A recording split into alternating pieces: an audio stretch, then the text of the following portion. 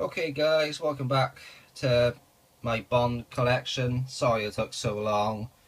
Wasn't expecting it to, you know, it's very difficult to talk about each film, but anyway, let's continue part 2 of my Bond section. So here we go. Anyway, continuing on, we have The Living Daylights from 1987, of course, Timothy Dalton's first outing. He only did 2 Bonds.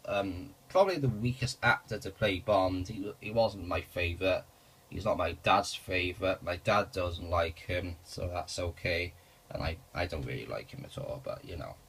And of course, License to Kill, 1989. What I like about Living Daylights is actually it's like it reminds me of Uncharted, where you're in the desert and it reminded me of Uncharted 3 because you get thrown off a plane in Uncharted 3. So, yeah, that's a good little reference. And then 1989's License to Kill. Robert Duvall as Sanchez. A very violent film, I must admit. It was a very violent in my opinion.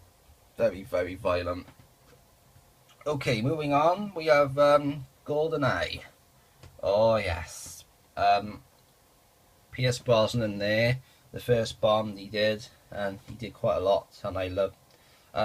My favourite Bonds would have to be Daniel Craig as my first favourite, Pierce Brosnan as my second, Roger Moore as my third, and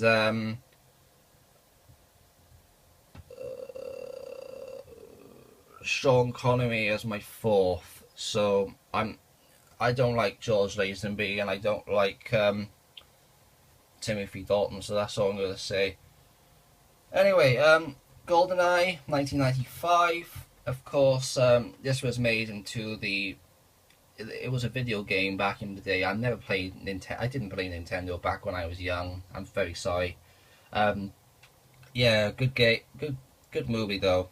Very good fight scenes in that. Sean Bean as 006 and Judi Dench as M, and what's her name? Frank Jensen as On the Top. Next we have Tomorrow Never Dies, 1997. Of course, Michelle Yeoh as the Bond girl. I love her in this. She fights fantastic. She kicks a lot of asses in this. Yeah, very good fight scenes in that, and of course, what's his name as Elliot Carter? Jonathan Pryce, I think his name is. Yeah, Jonathan Pryce was very good in that. I've got the video game over there on the shelf, but you have to wait until I do my video game section. Okay, we're nearly done now. Anyway, next we have The World Is Not Enough. I wasn't a fan of the video game of this. I was not a fan of the game at all of this. Yeah, fantastic film though, 1999. With what's her name? I can't think of her name. Sophia something in this. Yeah, I enjoyed this film. Had some very good action scenes. Of course, with Robert Dark. What's his name? Out of Robert Carlyle, that's the one. Out of 28 Weeks Later. Yeah, he was very good as Bernard. And Robbie Coltrane returned. I forgot to mention that Robbie Coltrane was in GoldenEye. Okay, and then we have Die Another Day, 2002. Yeah, I enjoyed this one. It was very good. I enjoyed the scenes with Jinx, of course. Halle Berry's character. A lot of people don't like Halle Berry as the Bond girl. A lot of people didn't like her, but Gustav Graves. I liked Gustav Graves. He was a good villain. I enjoyed the fight scene on the plane, and Bond goes, "Time to face gravity," and then he zaps him and he goes out of the plane. The funny scene I liked when I was young, and my friend who crossed the road over there, the scene where he goes, "Who sent?" When Max, when I can't think of his name now, the bald fella, but he says, "Who sent you?" And she goes, "Your mama," and she told me to tell you she's really disappointed in you. that made us laugh when we were young. Anyway, fantastic. Okay, moving on to Daniel Craig, my favourite Bond.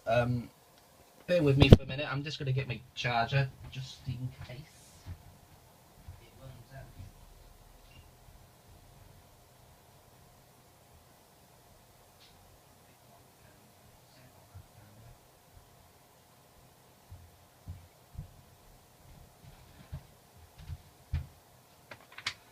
I'm still here, don't worry, I'm here, just making sure my battery doesn't die. Okay, moving on, we're on Daniel Craig now, my number one favourite Bond. My favourite Bond of all time, anyway, Daniel Craig. Oh yeah, Casino Royale, fantastic film, I enjoyed this one a hell of a lot. It took the series by far, I don't know, it just took the series way so much over the top. I mean, the way he jumps from one thing to another, then I thought, oh yeah, that's fucking awesome. Big fan of this film. I love the fight scenes in this. You know, the way he did it though. I mean, Daniel Craig. I don't know whether he had a stunt double or not while he was doing this, but I enjoyed that one. And then my least favourite of this Bond has to be this one. A lot of people didn't like it. I kind of enjoyed it. It has some good action, but it's just the weakest of the bunch. It's like awful. It's the worst Bond to be done, and it's very short as well. So Olga Kurylenko, she was good as the Bond girl. A lot of people didn't like her though. But the one thing I don't like about them two, it's not like I don't like Daniel Craig as James Bond, but the only thing a lot of people don't like about these two is that there's no Q in this. So yeah, and no Moneypenny. Right, I've done that now. Now we can finally move over here. So by here we have my favourite Bond of all time, Skyfall. Absolutely fantastic. I enjoyed this one a hell of a lot. It's my favourite Bond of all time, and I absolutely love this film. I need to get another copy of this because it doesn't really work anymore, so I need to get another copy of that film. And then the last but not least, for the Bond section, we have Spectre from 2015. I enjoyed this one. Ralph Fiennes as M, of course. He appeared in Skyfall. Yeah, I enjoyed this one. It had some very good action scenes. Wasn't really my favourite of the bunch, though, to be honest. I prefer Skyfall to this. But it's very nice to see. What's his name come back? Christoph Waltz as Blofeld in that film. So there you have it. That's my Bond section, part 2. So thank you for watching, and up next will be my Mafia section. So yeah, that should be done in one video. So thank you for watching as always, and until next time, I'll see you.